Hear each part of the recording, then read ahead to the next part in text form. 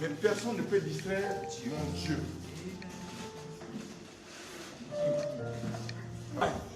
Jésus a dit, je m'en vais au Père, le consolateur viendra.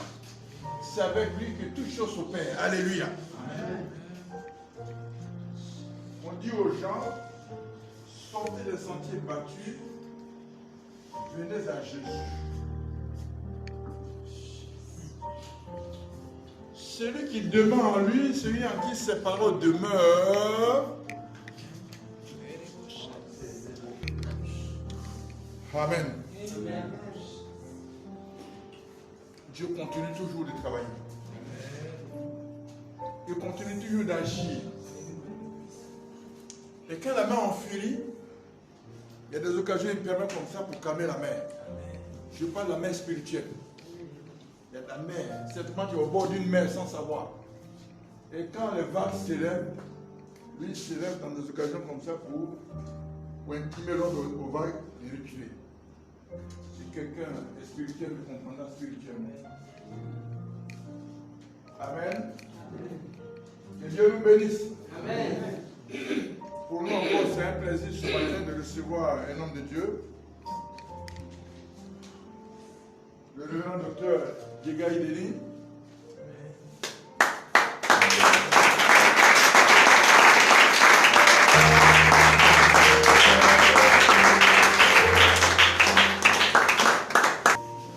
Son ministère ne prend jamais fin. Un ministre des hommes, selon l'humeur des hommes, on peut le nommer le déchoir du jour au lendemain. C'est pourquoi quand on parle d'un ministre de Dieu, de celui qui est le canal par lequel Dieu passe pour nous communiquer la vie, je crois qu'avec humilité, on s'élève pour lui apporter la parole.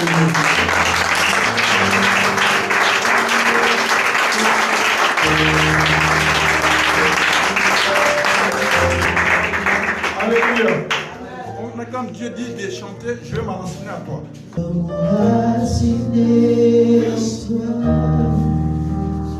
Jésus,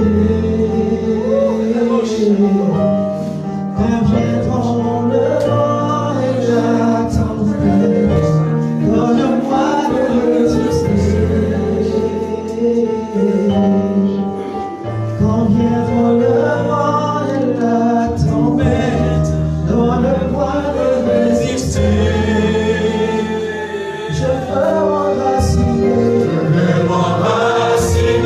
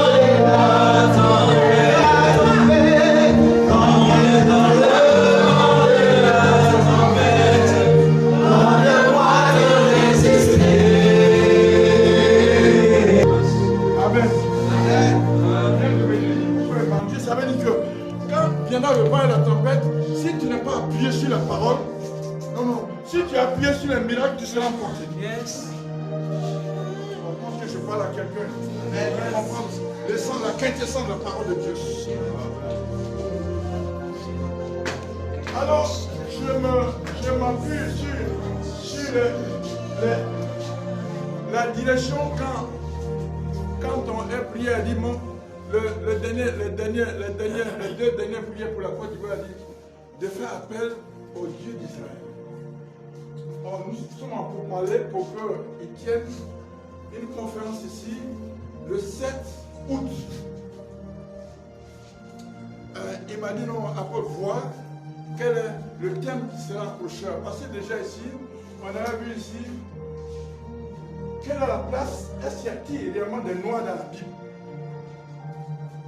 Cette fois-ci, puisqu'on a prié, le Saint-Esprit le disait tout à l'heure, tu as vu, on revient maintenant au thème de la conférence du 7 août. Est-ce que le Dieu des Hébreux est-il réellement le Dieu des Africains? Amen. Ce sera le thème. Docteur, voilà, je viens de me donner le thème. Parce qu'on entend passer par là, on a envoyé le Dieu des Blancs, nous avons notre Dieu. Est-ce que le Dieu des Hébreux est-il le Dieu des Africains? Point d'interrogation. Amen. C'est pourquoi le Dieu Maraciné, c'est à ça qu'on voulait venir parce qu'on cherchait la thématique qui peut approcher. C'est maintenant que le thème est arrivé. Est-ce que le Dieu des Hébreux est-il réellement le Dieu des Africains? Amen, amen.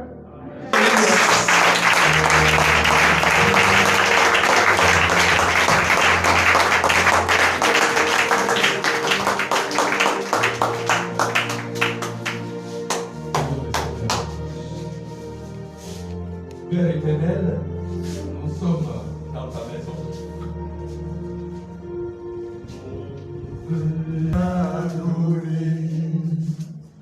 Nous venons dans ta maison et nous nous prosternons pour t'adorer. Nous venons dans ta maison et nous nous prosternons pour t'adorer.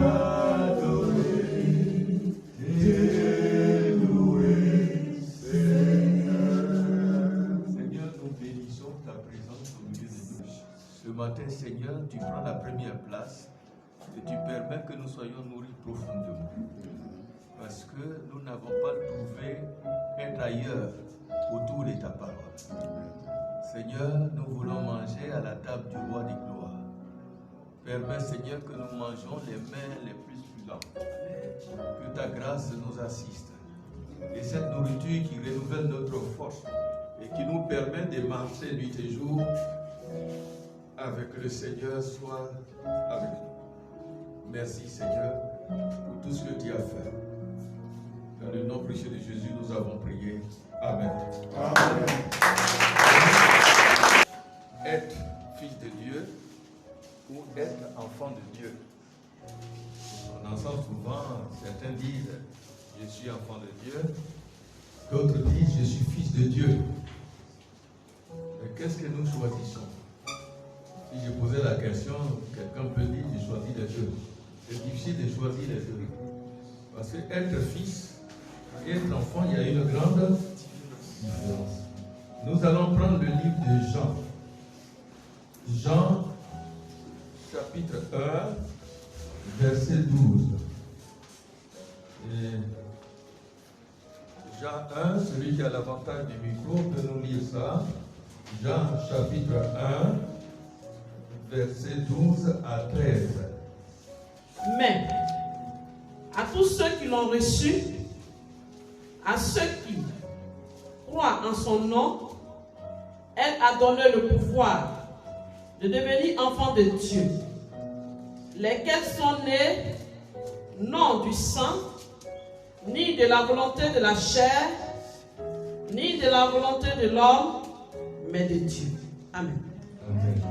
Donc, comme enfants de Dieu, à tous ceux qui l'ont reçu, qui ont accepté la parole de Dieu, qui ont accepté, qui ont eu confiance que Jésus est mort et ressuscité au troisième jour pour eux, qui ont l'assurance que le sacrifice de Christ permet une expiation de tous leurs péchés, qui sont sauvés.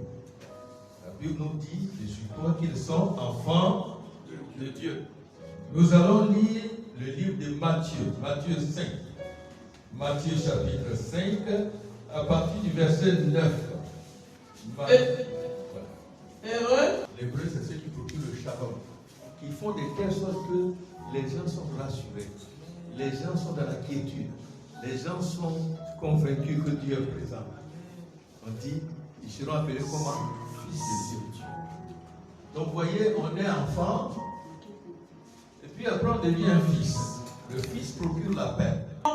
Des enfants nouveau-nés, le lait spirituel, que par lui, vous croisiez pour le salut.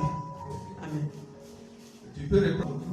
1 Pierre, chapitre 2, verset 2. Désirez, comme des enfants nouveau-nés, le lait spirituel est pur, afin que par lui, vous croisiez pour le salut. Pour le salut.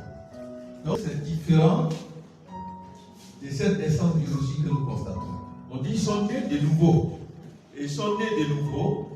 Ils ne sont pas nés selon la chair, selon le sang. Mais ils sont nés par la parole de Dieu. Et 2 Pierre nous dit, vous qui êtes nés de nouveau, désirez comme des enfants nouveau-nés. Parce que né de nouveau, c'est un nouveau-né. Donc vous qui êtes nés de nouveau, vous qui avez eu le salut, vous qui êtes dans la joie. Vous savez, quand un enfant est né, il veut toucher à tout, c'est ça à l'aise. Tout le monde est pur et saint. Donc les nouveau-nés dans le Seigneur, ils sont nés par la parole de Dieu, ils ont la joie, ils ont la paix.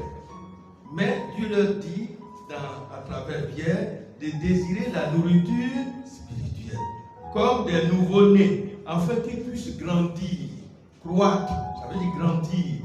On grandit pour devenir quoi? Pour devenir un fils. Ça va? On grandit pour devenir un fils. Et c'est pour ça au verset 3, il est dit, si vous avez goûté que le Seigneur est bon, approchez-vous de lui, pierre vivante, rejetée par les hommes, mais choisie précieuse devant Dieu. Parce que là, c'est ceux-là qui construisent la maison de Dieu. C'est les fils, ce n'est pas les enfants. Ça va? Vous voulez encore que je m'explique mieux? Ok, nous allons prendre 1 Corinthiens chapitre 3, verset 1 à 5. 1 Corinthiens chapitre 3, verset 1 à 5. Frère, Oui. ce n'est pas comme à des hommes spirituels que j'ai pu vous parler, mais comme à des hommes charnels, Ah bon? comme à des enfants en Christ. Je vous ai donné du lait, non de la nourriture solide, Oui. car vous ne pouviez pas Oui. la supporter. Oui. Et vous ne pouvez pas, même à présent, parce que vous êtes encore chargés. En effet, puisqu'il y a parmi vous de la jalousie et de la dispute, n'êtes-vous pas charnels et ne marchez-vous pas selon l'ordre?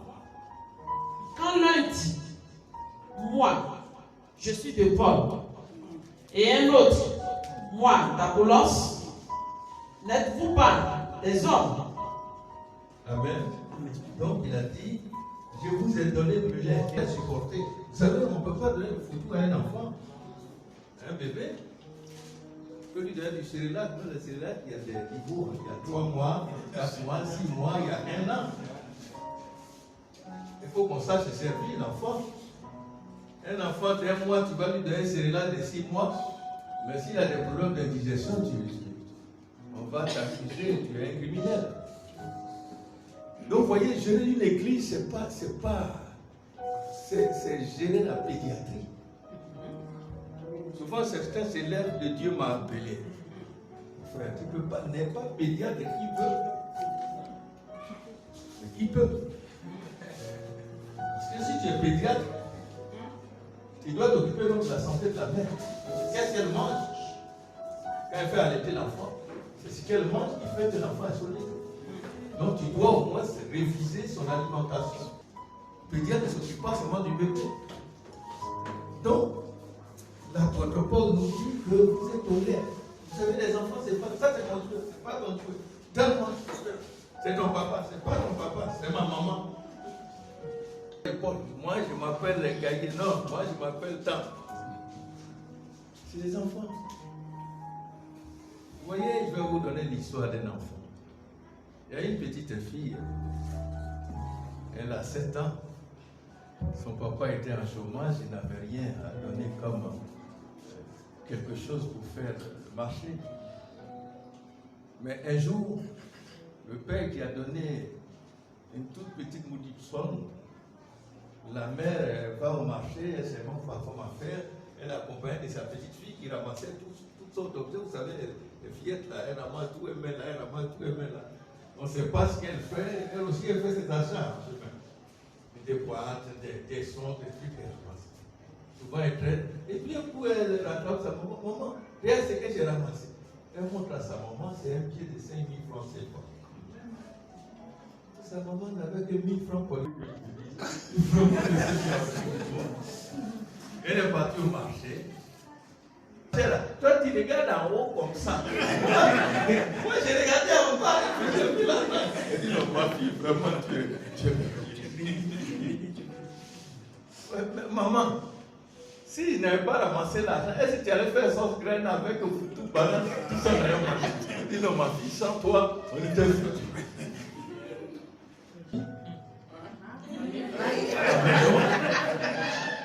Et vous l'avez mis pour que, parce que le repas n'est pas présentable. La femme dit non, ton ami peut rester, il y a la nourriture pour tout le monde.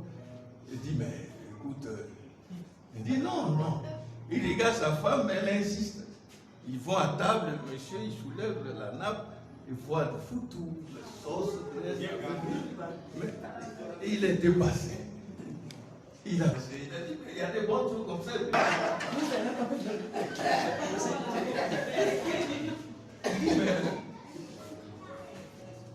Ma chérie, comment tu as fait ça?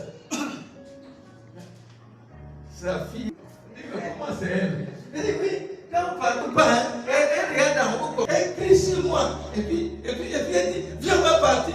Alors que moi, j'ai ramassé l'argent. J'ai donné à maman. C'est là, elle a fait le mal. Ah bon, c'est ma fille, tu as fait ça? Il a embrassé. Elle était contente.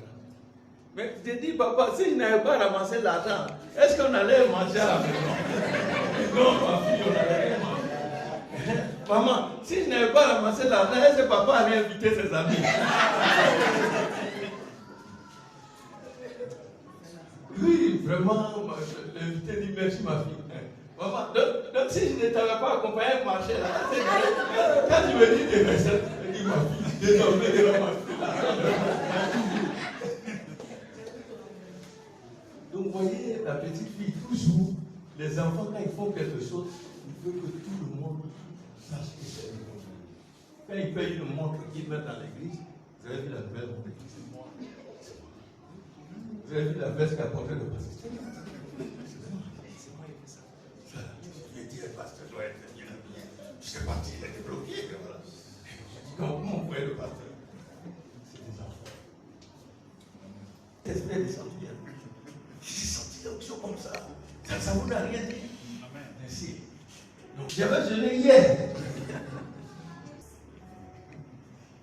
Une grande différence. Et nous allons lire Jean 15, verset 15 à 16. Jean 15, verset 15.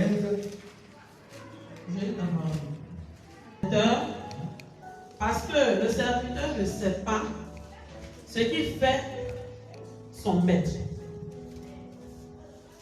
Je ne vous appelle plus serviteur parce que... Ami, parce que je vous ai fait connaître tout ce que j'ai appris de mon Père. Ce n'est pas vous qui m'avez choisi, mais moi, je vous ai choisi. Et je vous ai établi afin que vous alliez et que vous portiez du fruit et que votre fruit demeure, afin que ce que vous demanderiez au Père en mon nom, il vous le donne. Amen. Amen. Il va vous le donner. Est-ce que mes frères, entre nous, c'est que nous demandons au Père au nom de Jésus, est-ce qu'on a tout reçu? Ça fait longtemps qu'on a su des sujets.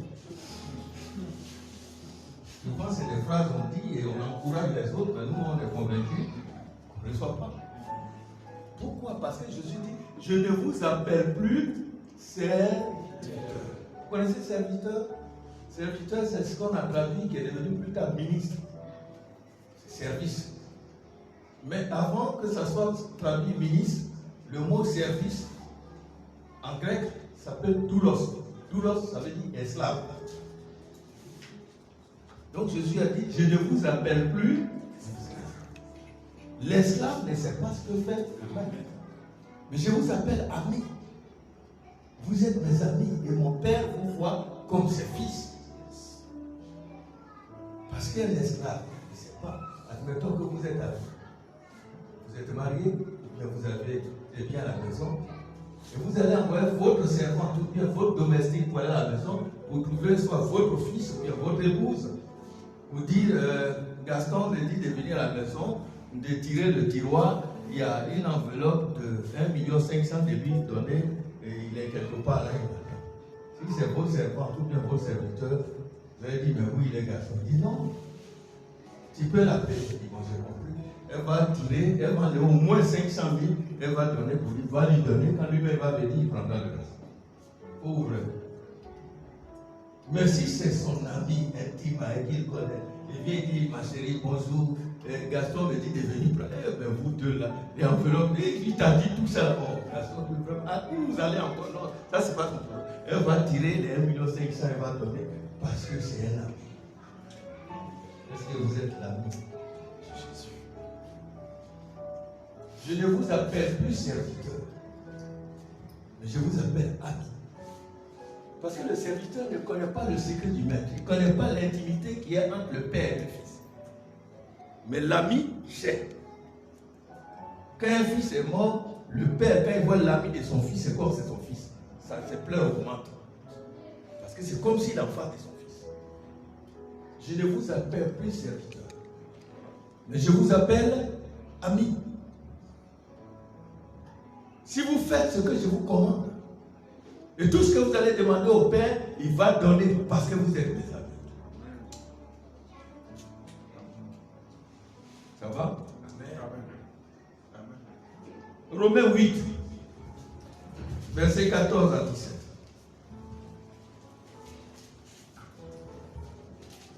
Romains 8, verset 14 à 17. Ceux qui sont conduits par l'Esprit de Dieu sont fils de Dieu.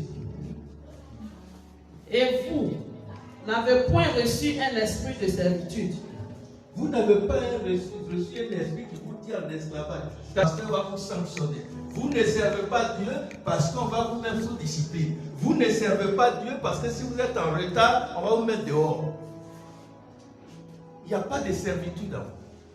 Il n'y a pas d'oppression. Vous le faites parce qu'il y a quelqu'un là-haut qui vous regarde.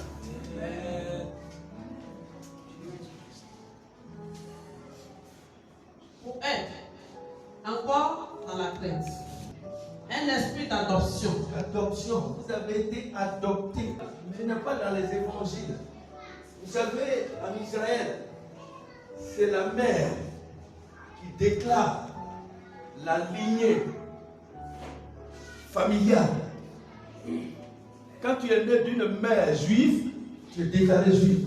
Quand tu es né d'un père juif et d'une mère étrangère, tu es déclaré étranger. Voyez l'histoire de Jephthé. Le père de Jephthé est juif, mais sa mère est une étrangère. Jephthé devait régner. Les gens disent non, tu ne peux pas régner chez nous parce que ta mère est étrangère. Ton père est juif, pas ta mère. Ils ont rejeté Jephthé. À un certain moment, ils sont partis le chercher parce qu'ils ne pouvaient pas faire autrement. Vous allez voir que Jacob avait des enfants, son fils Joseph qui les aime, qui pensait qu'on l'a oublié, il a pris la femme d'un grand féticheur de l'Égypte, le grand charlatan de l'Égypte. Il a épousé sa fille et le jour du mariage, on a déclaré que Joseph est l'un des meilleurs féticheurs, non plus que son beau-père. On lui a donné un nom de fétiche.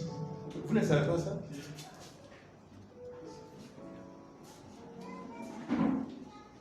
Chez les Juifs, c'est grave. C'est grave.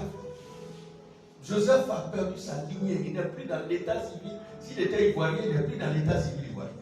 On ne peut pas mettre son nom dans le temple.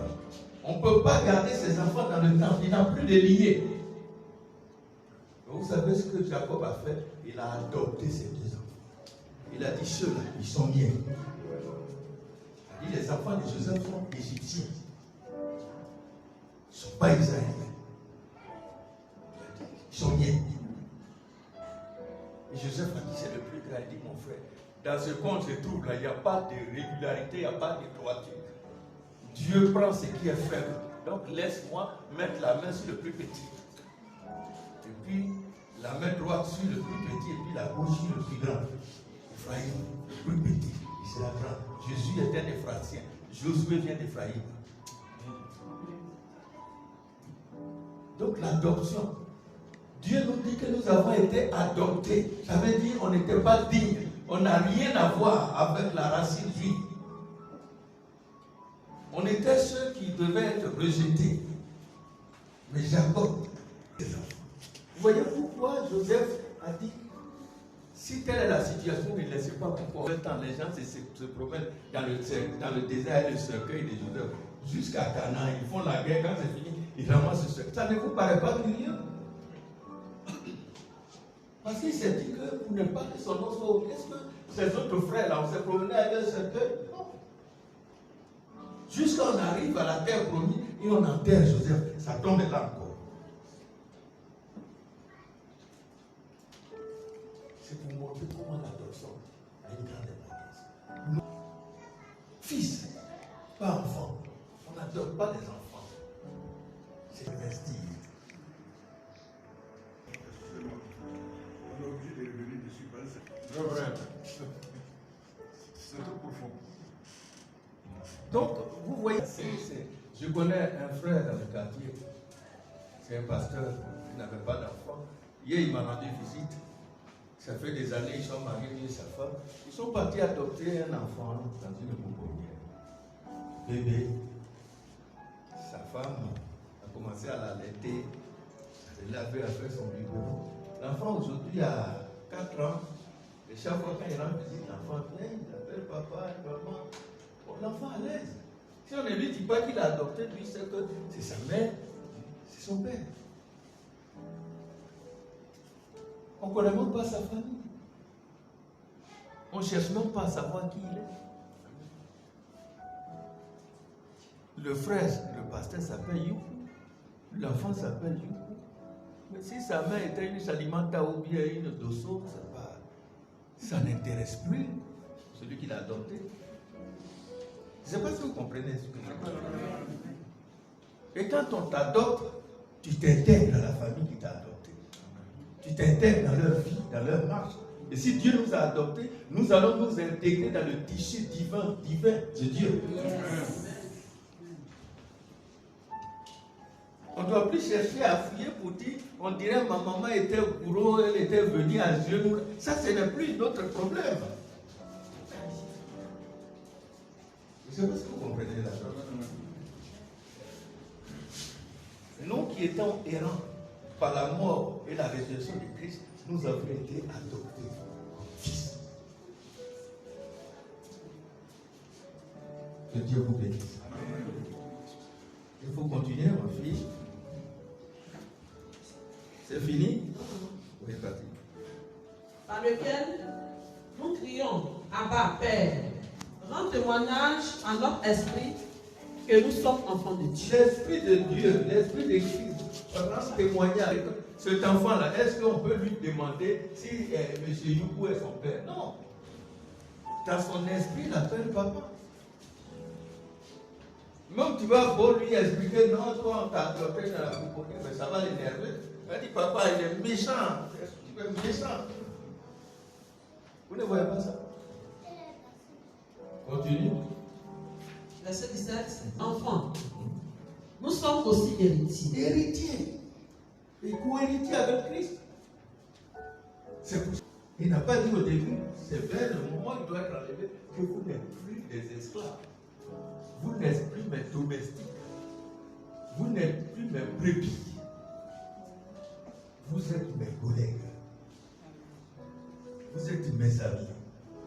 Parce que je vous ai dit ce que mon père m'a dit. Donc entre vous et moi et le Père, il n'y a pas de différence. Vous êtes co-héritiers avec Christ. Voilà les fils.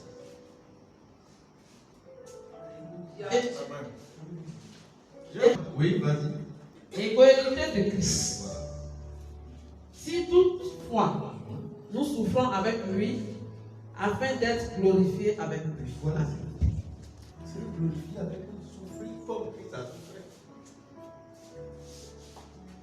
Je vais vous donner un exemple de fils. Je vous ai donné un exemple de l'enfant. Admettons que le fils est un étudiant qui est à l'université. Et son père est professeur de français ou de maths. Et le père est souffrant, il a des piles. Des devoirs à corriger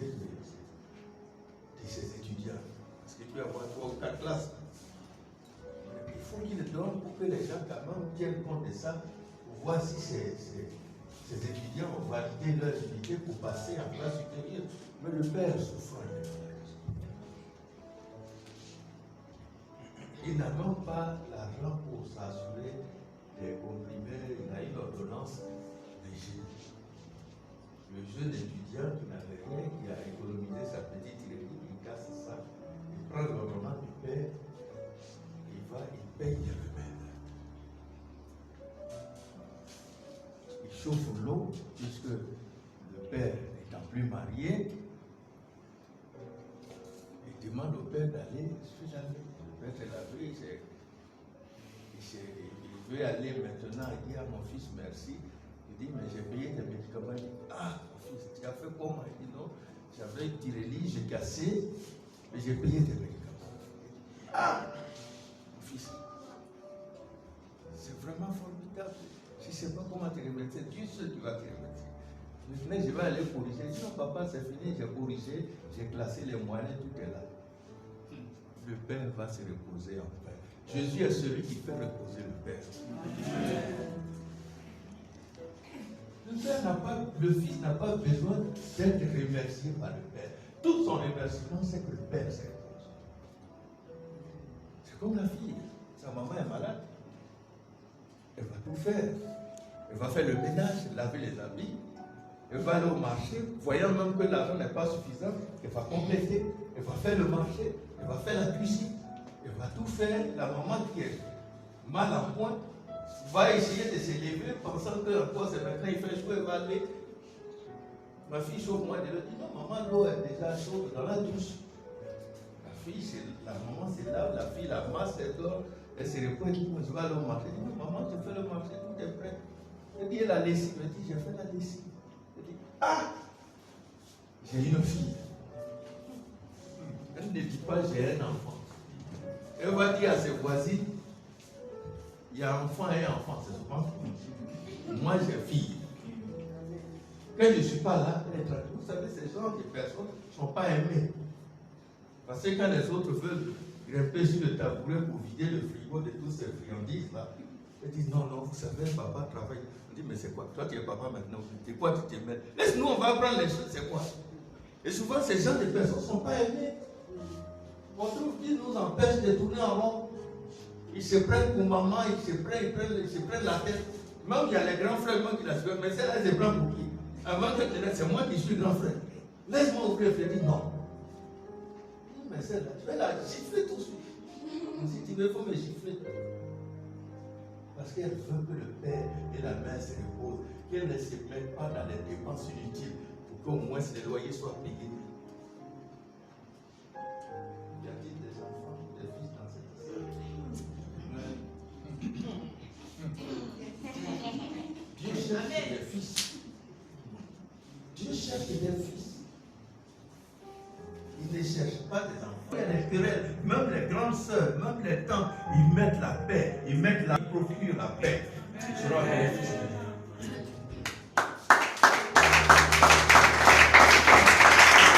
Allume le feu. Maman, quand tu n'es pas là, voilà ce que c'est écrit natif, voilà ce qu'elle a fait. C'est que tu as fait. Ils mettent. Voilà, c'est lui qui a vu. Ils sont là, semer les 10 ans. Ils sont vieux, ils sont grands, mais c'est des enfants. Yes. Ils divisent l'église, ils divisent les gens. Yes. Ils mettent les conflits partout. Ils sont anciens, mais ils sont enfants. Les vieux enfants. Nous allons tirer une verset 1 à 7, c'est la conclusion. Galates chapitre 4. Ah! On trouve, c'est la conclusion, on dit en commencement. 1 à 7. On va lire ensemble. Elle va lire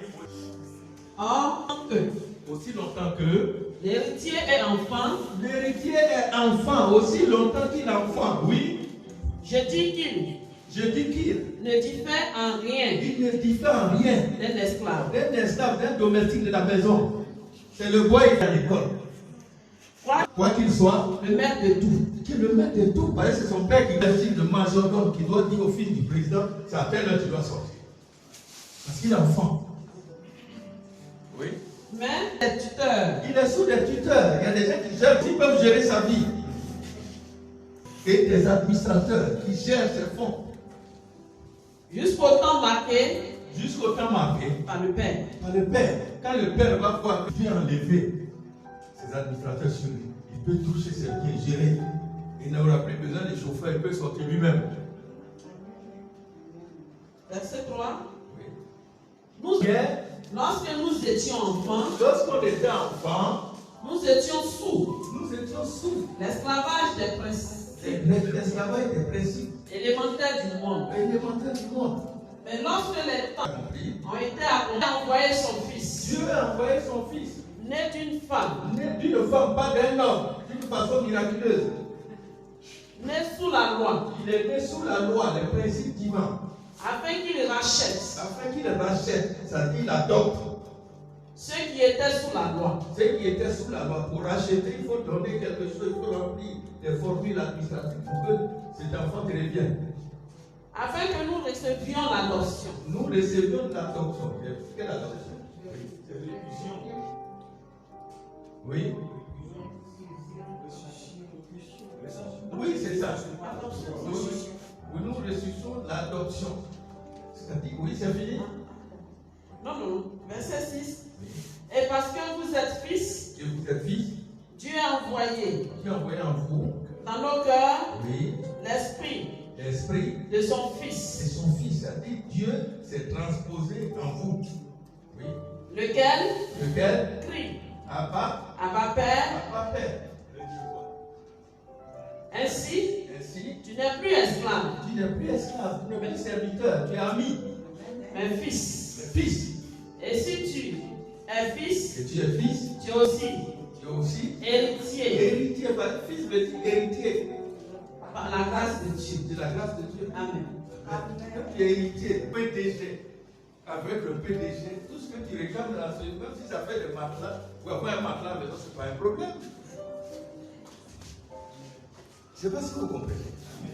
Mais tant que tu es enfant, c'est les autres qui gèrent. Quand tu demandes, tu vas faire quoi avec? Tu es obligé d'expliquer. Tu es obligé de passer du temps, un mois dans la prière, un an, 2 ans. Tu veux exaucement, tu veux un couteau pour quoi? Pour manger pomme. Mais il faut manger pomme sans couteau parce que tu es enfant. Tu vas te blesser. Je veux me marier. Tu veux te marier pourquoi? Non, parce que vraiment, j'ai atteint l'âge, mes amis se moquent de moi, il faut que j'ai quand même un époux. Mais ça, c'est des enfants. On ne se marie pas pour être heureux, mais on se marie pour rendre heureux, heureuse. Amen. Si tu te maries pour être heureux, tu seras malheureux. Il n'y a que des enfants qui font des choses. Moi, je vois, je suis une femme bien, je veux quelqu'un de bien, quelqu'un qui va s'occuper de moi, de ma famille. Ça, c'est des discours d'enfants. Et ils s'étonnent que Dieu ne les écoute pas. Ils sont là, ça fait combien d'années pour chercher. Dieu n'a que fait avec les discours des enfants. Quand les enfants posent là, est-ce qu'on fait attention à ça? C'est amusant, on regarde, on rit. Souvent, bon, on leur donne quelque chose. Quand ils veulent couteau, on ne leur donne pas couteau. Quoi? Tu es enfant, tu n'as pas encore l'âge, même s'il a 30 ans, ou si elle a 30 ans, ou plus de 30 ans, son raisonnement, sa mentalité, sa relation avec Dieu, elle est encore enfant. Ce qu'elle demande ne peut pas lui être attribué. Mes frères, vous choisissez quoi? Être enfant ou bien fils? Les enfants, on ne leur dit pas, il faut payer 10. On va peindre ici. L'enfant, il voit, il sent et il fait. Avant qu'on ne lui demande. Et il n'a même pas besoin d'attirer le regard sur lui. Il ne veut même pas qu'on sache. Tout ce qu'il veut voir, c'est le sourire du père, c'est le sourire de la mère, c'est le sourire de la famille. Il vient, maman, bon, écoutez, cette maison, vous allez déménager, je vous ai fait quelque chose. Les parents sont là. Quand ils le bénissent, c'est une bénédiction qui va droit. Il y a des enfants spirituels qui sont là. Il faut payer du pain pour moi. Quand tu manges le pain, il faut penser avant de Dieu qui est la maison. Tu vas à la boulangerie. pour acheter une baguette le matin, même si tu es loin de lui. Le jour où tu vas le voir, calcule toutes les baguettes que tu as achetées dans le mois. Je ne sais pas si vous comprenez. Il y a que des enfants qui pensent à eux-mêmes. Si tu achètes même 5 kilos dans le mois pour toi, il n'y a rien. Arrange-toi. En 2 mois, il faut envoyer 5 kilos. Alors, vous savez, quand on était enfant, c'est quoi on pense? Souvent, quand les parents finissent de manger, quand ils disent viens prendre les ustensiles, quand tu ramasses qu'il n'y a rien dedans, tu es fâché, tu es comme ça, il n'y a rien, méchant. Parce que tout que les grandes personnes ne mangent pas. Et toi, on laisse, nous, on va manger. Ils n'ont jamais fait, c'est ce qu'on pense. Mais pourtant, ils ont fait. Donc, nous, on veut manger. Parce qu'il faut prier pour moi, je n'ai pas mangé hier. Mais lui, il n'a pas mangé avant-hier. Qu'est-ce que tu veux dire? Et les enfants, ils veulent. Tout ce qu'ils cherchent, c'est leur intérêt. Des personnes comme ça, vous pensez que Dieu va leur laisser la gérance de ses biens matériels, spirituels? Non. C'est là que les démons en profitent pour vous créer des problèmes. Vous êtes encore au lait. Vous n'avez pas la maturité. Ce qui vous appartient, vous n'allez pas le gérer. Souvent, quand le diable vous voit par les charlatans, vous dites, tu as une bénédiction. Tu as un mari qui vient.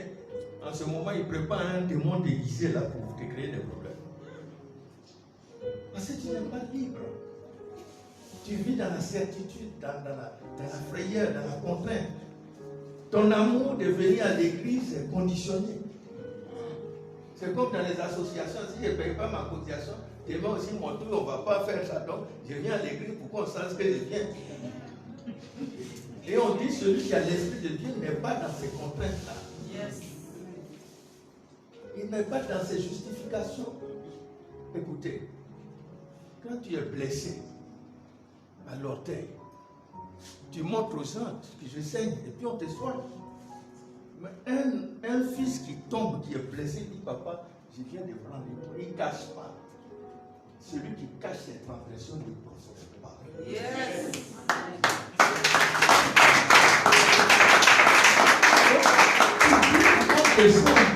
Même si on doit te mettre en quarantaine pour que tu sois guéri, ça vaut mieux que de cacher la blessure qui va te mettre en quarantaine pour l'éternité. Le fils sait ce qu'il veut, il sait où il va. Il vit pour que son père soit content. Il va à l'école, il a les diplômes pour que les parents soient à l'abri. Il ne fait pas, papa, j'ai eu mon diplôme, où est mon poulet?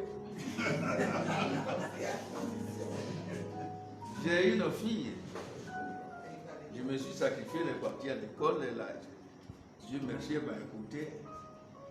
Elle voulait faire l'enseignement général. J'ai dit, ma fille, allons à Grand là où tu vas faire la mécanique du moteur de bateau. Je dis, ah papa, ouais. Tu as les mains, c'est la presque matérialisée. Je dis, il faut faire ça. Dieu merci, elle est partie là-bas, elle finit cette année. Mais à un moment donné, elle a eu une grossesse, elle a passé un an sans m'informer. Elle a fait un enfant. Puis, l'enfant a 2 ans, c'est là, elle vient me voir pour s'excuser, vraiment, c'est rentré ici. Bon, ça ne me dit rien. Elle jouait, dit, papa, j'ai mon anniversaire. Je dis, d'accord, je t'envoie quelque chose. Elle dit, mon fils aussi, il a son anniversaire. Je fais pour toi, je fais pour ton fils. Et il y a des enfants.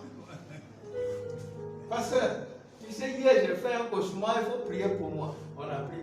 Ma fille aussi, elle fait un cauchemar, il faut prier. Mais toi, tu fais quoi? On a prié pour toi, mais pour ta fille. Parce qu'elle va prier pour maman. Il va prier pour sa fille. Il va prier pour le neveu. Il va prier pour la... Mais des gens comme ça, là, qu'est-ce qu'ils peuvent apporter? Ou bien qu'est-ce que tu as besoin des gens comme ça? Et il y a plein d'enfants à l'église. Vous savez, il n'y a pas de miracle.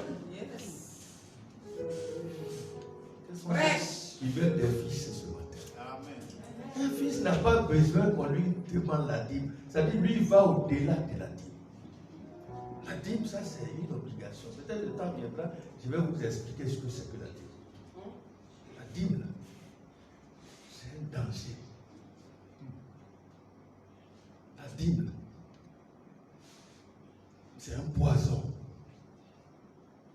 Je vais vous donner une image, je ne vais même pas loin. Vous connaissez Pharaon? Il a fait toutes les bêtises, on a envoyé la plaie. Mais la 10e plaie a été comment mortelle. Jacob, son salaire a été changé par Laban. Le 10e changement a fait quoi? Ça a ruiné Laban.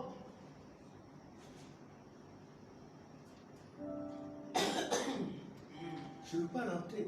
La dîme, c'est la mort. Et Dieu veut que vous vous séparez de ce qui est mortel pour lui donner. Comme lui, il est immortel, il va avaler ça pour que vous ayez la vie. Amen. C'est une question de vie. C'est comme on dit, prends tes comprimés, ça va te protéger du Covid. Tu n'as pas besoin de supplier quelqu'un. Tu n'as pas besoin de courir derrière quelqu'un.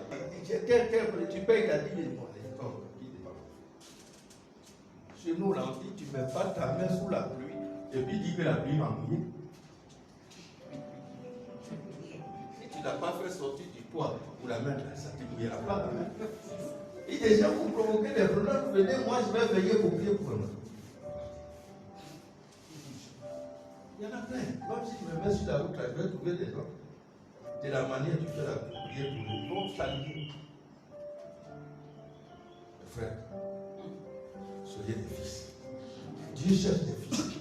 Il n'a que faire avec des enfants. Que Dieu vous bénisse. Amen.